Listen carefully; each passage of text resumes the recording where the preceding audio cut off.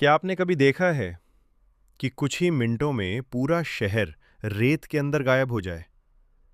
लेकिन सवाल ये है, आखिर रेत का तूफान इतना खतरनाक कैसे बन जाता है?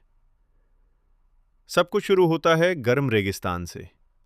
जब जमीन बहुत ज्यादा गर्म हो जाती है, तो हवा तेजी से ऊपर उठने लगती है।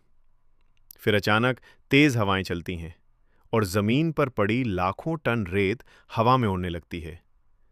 इस विशाल धूल और रेत की दीवार को कहते हैं सैंडस्टॉर्म या हबूब। कुछ ही सेकंड में ये तूफान शहर की तरफ बढ़ता है।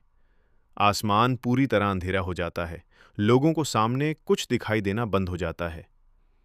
रेत इतनी ज्यादा होती है कि बिल्डिंग्स, कार्स और रोड्स तक छुप जाते हैं।